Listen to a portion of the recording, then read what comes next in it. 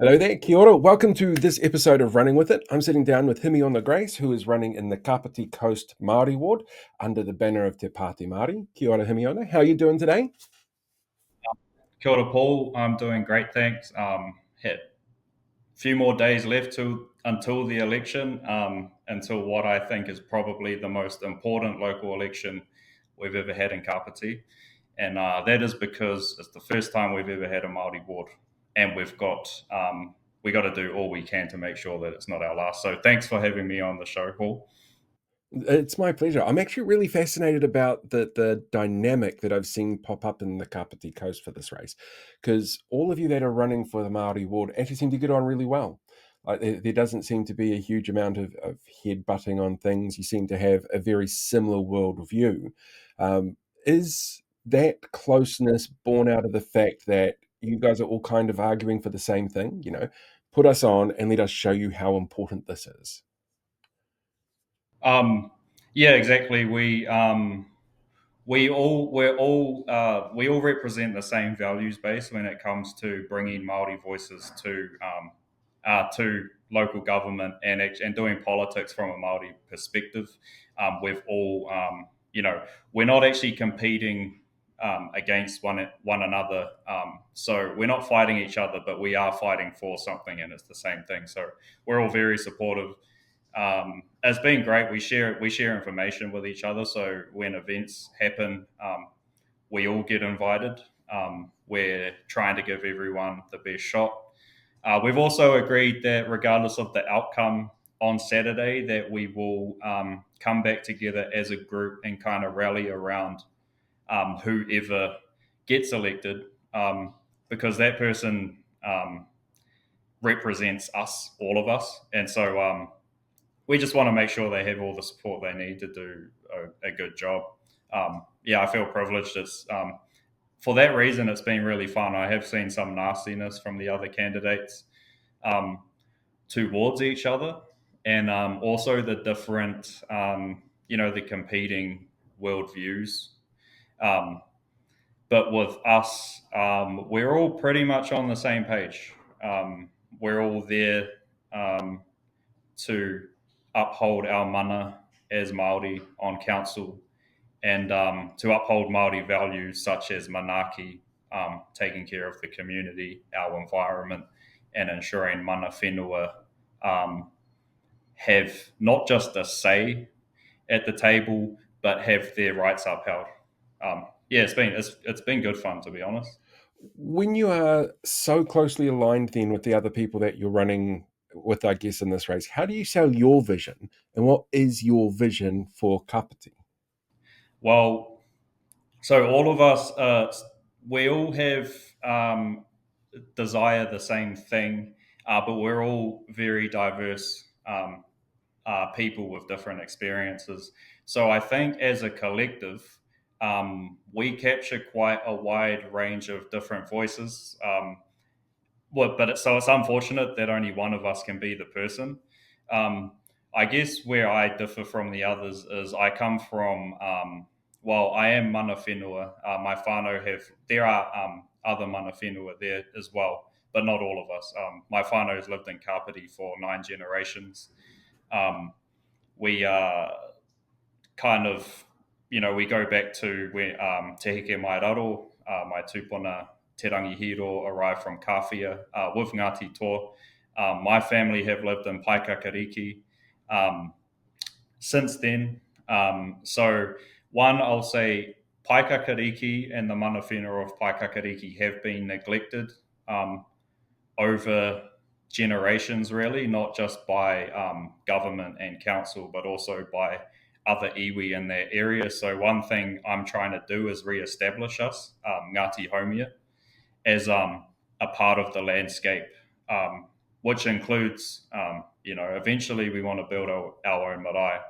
When it comes to what I bring to the council table, I've worked in national politics for about 10 years now, um, pretty much in the thick of it in Parliament. I know the operations of government inside and out.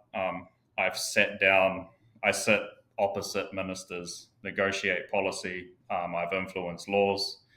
Um, so, as you mentioned, I'm running under the banner of Te Pāti Māori.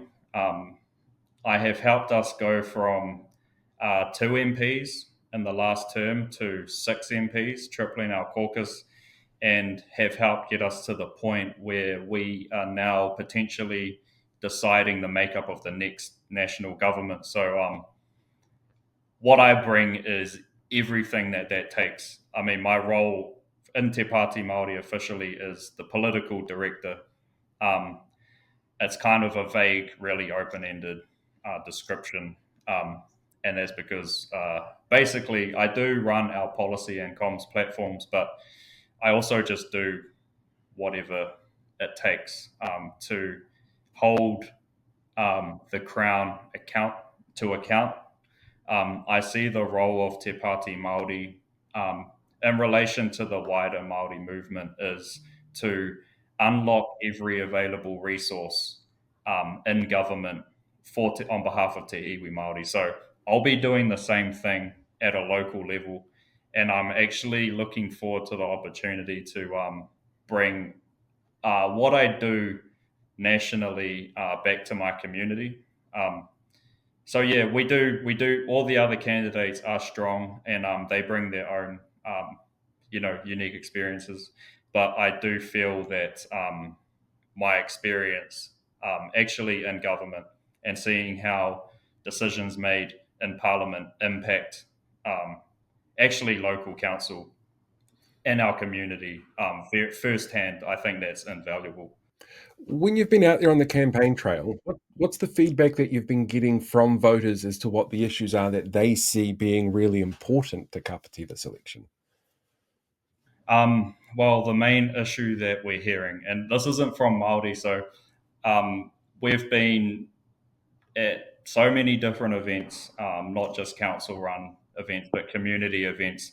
There aren't very few Māori actually show up to these events. So we spend, as Maori Ward candidates, we spend most of the time trying to convince non-Maori of the benefits of Maori Ward because they can't vote for us, but everyone is voting for the Maori Ward. One of the main probably the main issue that comes up everywhere is rates. Rates being too expensive, the cost of living, and I guess and there are a few niche issues like bike lanes, as in there are a lot of people that hate bike lanes. So I will on the rates issue, like I do understand it is like the cost of living is so high right now. Rents and rates are out of control. It's driving people. People are being priced out of their community, and it's not just people who have lived there their whole lives, but families who have lived there for generations and now having to move. Um, but what I will say about that is there are a lot of politicians who are kind of capitalizing on the stress. They're coming in promising promising to lower rates and to cap rates. Um, and I don't think those people can be trusted. I think they're some of them are affiliated to the very political parties, such as the ACT Party, who are causing rates to increase, Mm-hmm. and then creating a problem, and then coming in and promising to solve the problem. They're doing it to particularly elderly people who are struggling. They're struggling to pay rent. They're struggling to pay their mortgage. They do not know what they're going to be doing in the next 5 years. I think it's kind of predatory behavior. So I have been telling people. They ask me what I'm going to do about rates. Actually, the rate solution is bigger than it's systemic change that's needed. Um, I do support a more progressive model of rate paying. I do think central government does need to contribute to paying rates. I also think rates should be tied to household incomes and not just property value. There's a lot of things, but all I can say to those people is be wary of any politician who just outright says they're going to lower your rates. I was speaking to a man who told me, candidate who said, I've got two promises that I'm going to make. I'm going to lower rates and I'm going to lower debt. And I kind of said, how are you going to do both? But the reason he says those two things is because that's what people want to hear. Yeah. Every time he says he'll lower rates, people bring up debt. And so his solution, well, I'll lower debt. Unfortunately, people are going to be voting for that. Um, so yeah, that's a long-winded way to say yeah, rates. Rates has been the big one for us Maori. I've spoken to like my whanaunga, Te Atiawa ki whakarongotai. Biggest issues, basically the issues that Maori are facing around the country, aside from the cost of living, is the erosion of our rights at a national level and a local level, and we kind of are wanting to do all we can to stop this division that's been sown by the national government from entering our communities. That is largely a reason I ran. I want to be able to hold these people to account. Um, I do respect the other Maori Ward candidates, and I do think any of them could do a good job. Um, I think they could do a good job, but I know that I will, so that's why I'm running. Out of curiosity, with that rates thing, I've noticed the taxpayers union has done their god awful pledge, which is completely unworkable. And they've got three promises in there. It's things like getting rid of unelected members. It's like, wow, do you not know what audit and risk committees are for? That kind of bullshit. One of the things I've noticed looking over their spreadsheets and stuff is that there are no Maori Ward candidates that they seem to have listed. And I'm wondering, were you actually approached by them for filling that out, or is that Oh, something that they have deliberately oh, omitted? no. So they did approach. So they emailed. They sent their survey to all the Maori Ward candidates, and they invited us to an event. Um, we went to one of the ratepayers union events, or whatever their name is. Sorry, concerned ratepayers. We went Yes, to one of their events. Oh, are you talking about the taxpayer union? the taxpayer, the concerned ratepayers, especially in Kapiti, is a group that's connected to Voices for Freedom. The Taxpayers Union is an Oh, ASTRO right. group set up by former ACT Okay, so I'll Party say with members. the taxpayers, no, taxpayer union didn't approach me. Um, as far as I'm concerned, they didn't approach any of the Maori Ward candidates because we share information. Yeah. So I don't mean to throw the concerned ratepayers under the bus as No, I'm well, I'm quite but happy to do that myself. I'm very happy to throw the concerned ratepayers of Kapiti under the bus. well, so I will say the concerned ratepayers actually did reach out to us, and I was quite like I often get surprised. I'm like, oh yeah, they want to hear from us.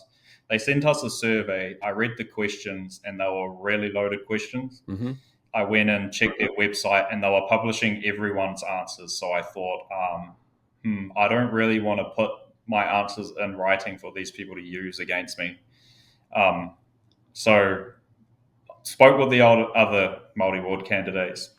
We all kind of agreed, nah, I'm not doing that. Like it would take me, I'd have to write an essay to give them a nuanced answer to their questions, and don't have time for that. So they invited us to speak at an event. We didn't RSVP, but they were 2 weeks away from the event. We didn't RSVP, and then they emailed saying, "Hey, you guys haven't RSVP'd, so we cancel," which I was fine with. Yeah. I was just ready to go there and get abused, but try to convince them that Maori wards don't actually cost the ratepayers a dime. Yeah, I think a lot of people actually don't realize that. Yeah. Plus, I do think so. I think in the long term, Maori wards will lead to lower rates because partnering with iwi, often iwi are the biggest contributors to the local economy. Hmm. Um, when I look at my iwi, one of my iwi Ngāti Tō, so where Kapiti is run, the area covers three main iwi, and then there are hapu. Um, Te Atiawa, Ngāti Tō, Ngāti Raukawa, ki te Tonga. Ngāti Tō are the biggest Māori housing providers in the country. Um, and so instead of looking at these outside contractors to come build housing and kind of take the profits out of the community, we should be looking internally. And we do have a great housing provider in Ngāti Tō who are actually focused on kind of community development because as mana whenua, you're not there to exploit the area you're there to build it, and so they prioritize equitable housing, affordable housing, kaumatua housing. Um, and we also have issues where in Waikanai, central government has greenlit a project to build housing over one of our urupa and our wahi tapu. And we're trying to prevent that. We've been trying to prevent it for years. Finally won the case. The local council put in a protection plan to protect that area from housing development.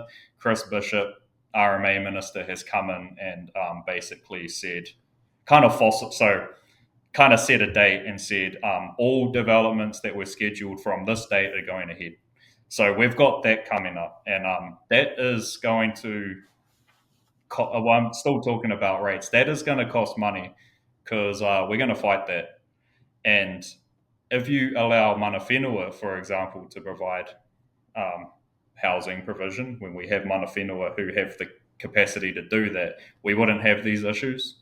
Um, so I do tell these people, actually, in the long run, I think having a direct partnership with iwi benefits the community in terms of economic development, and the Maori Ward councillor is the direct connection to that with council. So I've been trying to just convince people that Maori Wards is good for all of us.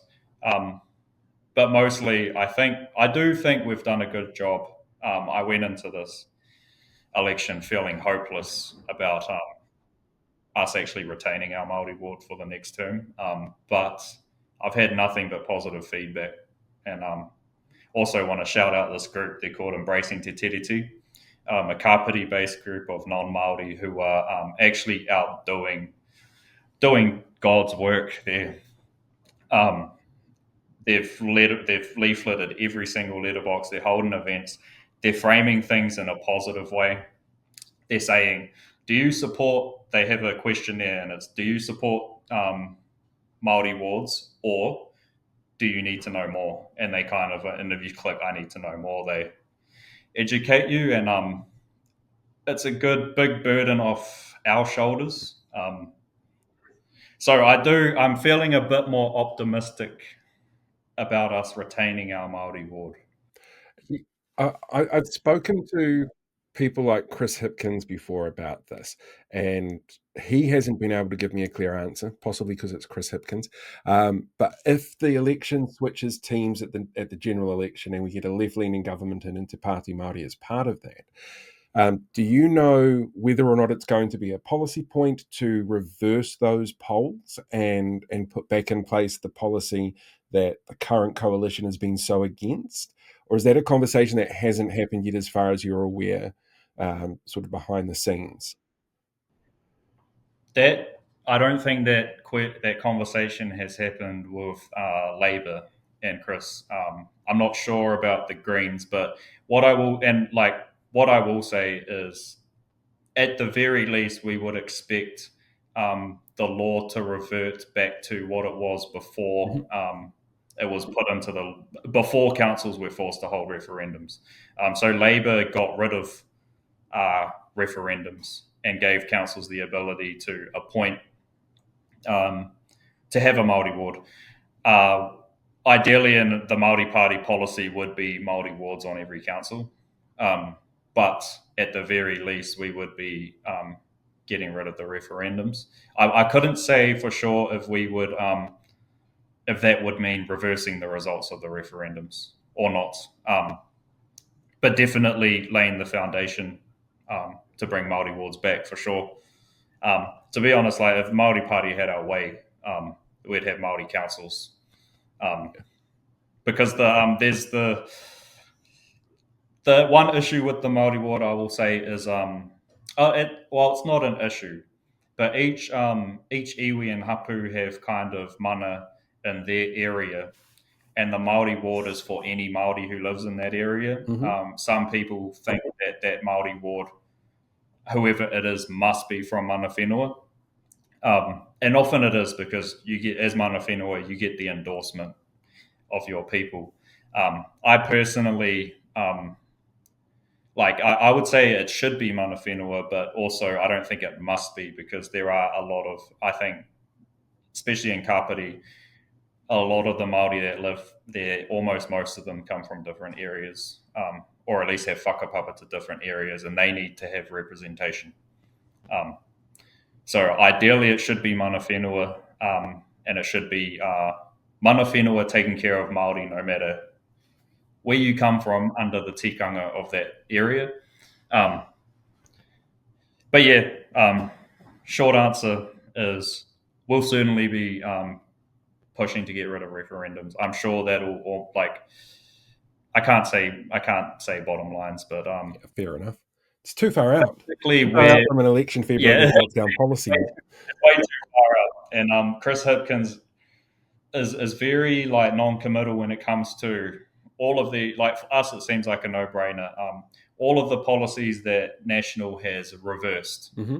who has undone.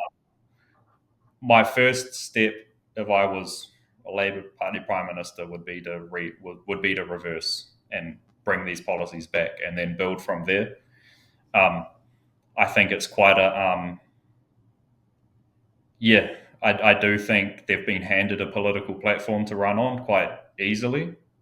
Um, you can be like, here's my first 100-day plan, and just write down everything National did and cross it off. And Yeah, people, and it'll make it seem like you're doing something. But true. we'll see. We don't even know what I like. A year is a long time in politics. Yeah. Even 2 months is a long time, and we don't know. We don't know what the future leadership of this country will look like. Even Luxon's under threat. People were talking about him getting rolled. So, here's hoping. Yeah. We'll see how that one works out. One of the questions I've asked all my other guests for this series has been about their perspective on Maori wards. I imagine you have a very unique perspective because you would have been involved right from the very start of the process through the select committee process, the Te Pāti Māori response to that. I'm wondering if you'd be able to walk us through what that was like from within the halls of power. Because from what I saw looking at watching the select committee, listening to a million Meet the Candidate events around the country this year, it was not a popular choice. The councils didn't want to do this. They felt like it was being forced on them. They were being lumbered with the costs. The feedback that came through from the vast majority of submitters at that select committee was against this for a whole range of very good reasons. I'm really kind of curious, though, to know from behind the scenes what that process was like for you. It was this what Maori Wars was actually particularly rough. I remember because basically from the moment this government got confirmed, we went into urgency, and this is just quite a lot of context I'm about to give. But this government passed through. We were in urgency for so long, so Parliament would sit from 9 a.m. till midnight. Um, they were just ram raiding all this legislation through and getting rid of all these protections. I remember, and like a lot of this stuff has been forgotten. So remember, one day before Christmas, we brought back 90-day trials for workers. We got rid of fair pay agreements. All of these anti-worker policies just in time for Christmas. And I remember each day forgetting what had just, because they've just dismantled 3 massive kind of social safety nets in one day, and then we're fighting the next day, and we couldn't keep up with what was going on. So there was the treaty principles bill coming up, and that was this big. That was where a lot of people's energy or like attention was focused when it came to Maori rights. So Maori wards actually kind of got neglected in terms of like opposition, public opposition. So I was working with Action Station and other groups, kind of just as an activist, not necessarily in my job, to build up for a campaign, a Maori wards campaign to kind of rally. We were planning it to be like the next big hikoi that we had. And so I was giving information saying, okay, so first reading is set for this week. We can expect it to be on a Tuesday or a Thursday. Ended up being on a Thursday. So we'd been under urgency for like, I don't know, 6 months. It felt like 6 months, maybe it was 6 weeks. Had the first reading of the Maori wards. We had a 6 week plan of campaigning to get people to make submissions Mm-hmm. into the select committee. After the Maori wards bill had its first reading, they announced that they were giving us 5 days. They were giving the public 5 days to make submissions, um, which is crazy. And we started freaking out. Oh shit, we need to write submissions. We need to mobilize people. We've got 5 days. We can't do our hikoi, so we just need to get mass submissions as much as we can. And by this time, I was so sick of the government just using urgency and time against us. Like, they don't just control. I was reflecting on it afterwards. I'm like, colonization isn't just about control of the land. It's reached time and space to the point where they control, like, they were basically just using time and hitting us with one thing after the other, um, and burning us out. And by the time we didn't have time to recover before the next thing happened. And so Maori wards was that moment. We still hadn't recovered from the onslaught of legislation, and then they gave us 5 days for the Maori wards. Oh yeah, I just cut out for a minute. So anyway, it was in that. Sorry, I just wasn't sure if I cut out. But so instead of writing a submission, we actually decided to so budget day was happening 5 days later, and that was when the submissions were closing, and we were just like, fuck it, we're gonna protest on budget day. And that's kind of what sparked the Toi Tu Te Tiriti movement. So we had that was probably the second or third activation, but at that point it was the biggest, and that was when we had established the slogan.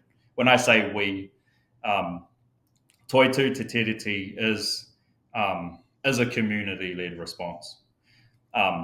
Obviously, if you are in Te Pāti Māori, you're going to support that. So it wasn't like, I won't say that this was a Te Pāti Māori specific organized, like, it's not like a branch of Te Pāti Māori, it's its own thing. And so, yeah, that the Maori wards was the thing that sparked Toi Tu Te Tiriti, and we showed up on budget day, thousands and thousands of people. Te Pāti Māori boycotted budget day. We did all this stuff, but it was kind of like, it was so hectic dealing with, like, I mean, going back to your question about what it was like on the inside, it was almost a blur, because the Maori wards this was going on at the same time as everything else was going on, and really it was a moment where we hit a wall and stopped playing ball. Like, we stopped playing on their terms. Jumping whenever they told us to jump, and we just said, okay, budget day is your biggest day of the year. We're going to plan our hikoi for that day. And just like they had been using time against us, we gave them no warning. I think everyone had 2 days warning, and look how many people showed up in 2 days. And so that was actually, what we realized then is, if we can mobilize that many people in 2 days, imagine what we can do in 3 months. And from there, that was probably where the movement started growing. And I would say the Maori movement, in terms of not the Maori Party, but everyone who's part of the Maori movement, including Toi Tu, including our artists, our linguists, our educators, that is stronger than it's ever been. And I'm actually personally optimistic, just in general. I think what we're dealing with right now, globally, is a crumbling status quo that is actually fighting it's like it's up against the wall and it's fighting back hard and it's trying to milk as much of our resources as it can before it collapses. Because to like, if anyone's being honest, the current model of capitalism, the way we run our economy globally, is unsustainable. It's impossible to sustain, and the next generation are going to have to pick up the pieces. Right now, we're in a rough patch. So, despite all these attacks, and despite like working in this very toxic environment, I'm like sitting in a burning house, feeling cool. Is it the everything is fine meme? Yeah. Well, everything will be fine. Hmm. Um, also, and like I know that, like it is a privileged place to be, I guess, because things aren't fine in Gaza. And so whenever I say something like "we're all good," I think about that and I feel like a dick. But at the same time, um, that is actually the most extreme version of what um, of kind of colonial capitalism, what is playing out in the Middle East. Um, and I think that is like, we're in extreme times, and that's being reflected in our own government in the US, in the UK, all of these settler colonies. Hmm. They seem to have that in common. Yeah, yeah. And I also do, while we're on, so like I will talk about Gaza because as a local, it is one issue that I feel like as a local candidate, um, everyone is quiet on it. Hmm. Because if it was like people don't want to hear their local politicians talking about what's happening in the other side of the world. Um, and it's quite an awkward space because I try to, you can't talk about Palestine with people who are complaining about bike lanes. Um, but I was asked the question, what role? Why do you think local councils have any role in this? And I'm kind of thinking, well, look at what our government announced the other week, that they will not recognise Palestinian statehood. If every single local council in the country recognised Palestinian statehood and divested from Israel, what more excuses? Like we need to take every excuse away from central government as possible. And this is an issue that it affects all of us. And even if it didn't affect all of us, I mean, you should care anyway. What is worse that's happening right now? Um, kind of gone on a tangent, I but love the tangents. It fills out the space really nicely, but it does. There was a conversation I saw in Kirikiriroa where there's a very pro-Palestine group of people there who have been going around hitting billboards for people who are currently on council. Go, these people support Israel. They don't. Some of the people that they're targeting are very much against what Israel is doing, have been very vocal about that, very much in favor of Palestinian statehood. But it's because the council itself still uses some Israeli-based suppliers for some things, which I honestly didn't realize. I didn't think they had that much of an impact on the way that councils might be able to run.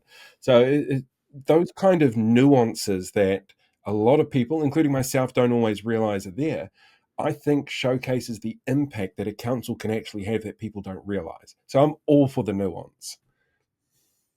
yeah, exactly. This is like uh, the reason our central government, is won't even do the bare minimum in recognizing Palestine, and it's kind of because for a lot of Western countries and settler colony countries like the United States, um, recognizing Palestine and also not supporting Israel kind of brings into question the foundations of your own country. Because I think what is playing out there is a modern version of what happened in all of these other places in the world. So, I mean, Israel are practicing the principles that the United States and New Zealand were founded on.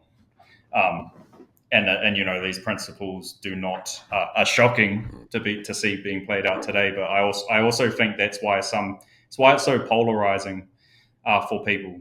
So when you challenge Israel, when you speak about genocide, some people take it really personally. I get people saying, "Why do you care?"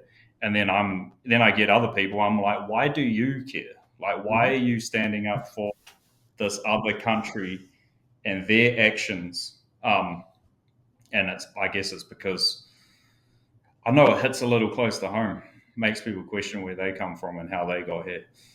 Uh, anyway, that's I guess that all just came out because there's a lot of I get frustrated. That's one of my frustrations on the campaign trail is sometimes it's hard to focus when we're watching a genocide happen live and we're arguing about rates Bike lanes. and about Maori.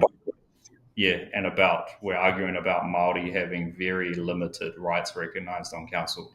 Yeah. Right, last question for you then, which should hopefully be a fairly easy one for you. What do you think voters should take on board when they go and cast their ballots? Well, one thing I've been telling people is find out where they stand on Maori wards. Mm-hmm. Also, get to know if they're affiliated to any group.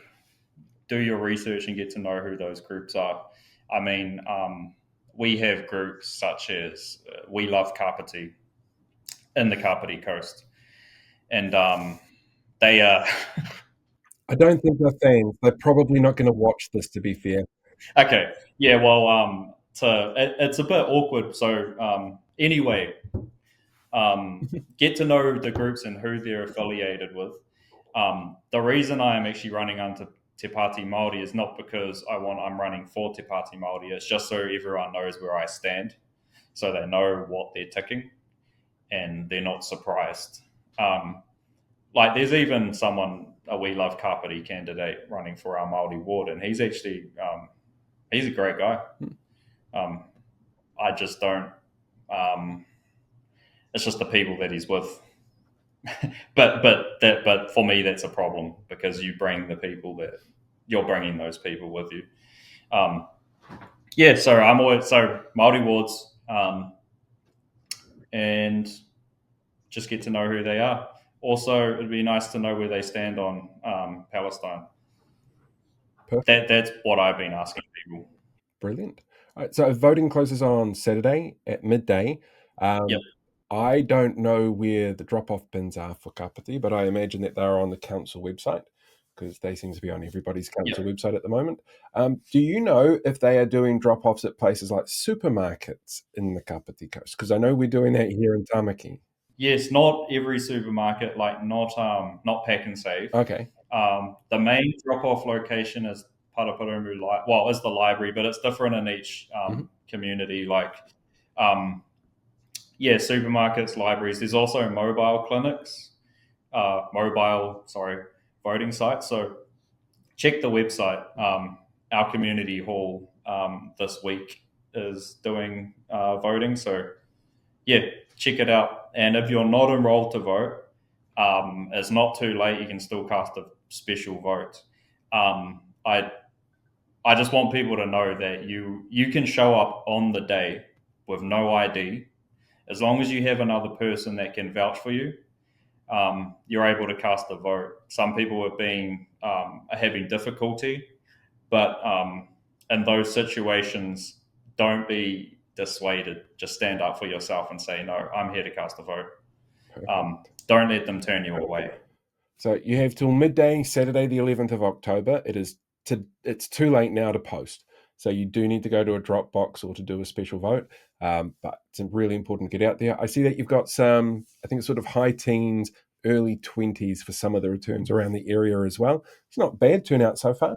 Yeah, it's not bad. I think it's one of the biggest turnouts we've ever had from this point, which is kind of at this stage, which is kind of indicative of how disengage people with local elections.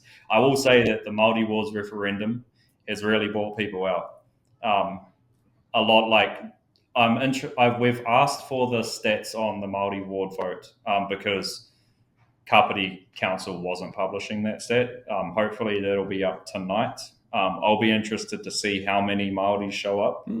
I'm expecting it to be the highest we've had. Well, I hope so, because this is the most important local election we have had in Kapiti. And on the flip side of that, we also have a lot of people who hate Maori wards showing up. So we'll see. I am, I'm just looking forward to Saturday. I'm looking forward to celebrating with the other candidates, regardless of who gets it. We're planning to get together either before or after the vote count, and just take some time to enjoy each other's company as normal, as just as Maori and as people, not as candidates. Good luck for the weekend. I'm looking forward to seeing the results. Thank you, and thanks for having me. Hey, thanks for sticking around till the end of the video. While you're here, why not hit that like button or share the video or even subscribe to the channel. You could even become a paid YouTube member so you can see things released in advance, you get access to some exclusive content, and like all these awesome people, you get to have your name at the end of the credits as well.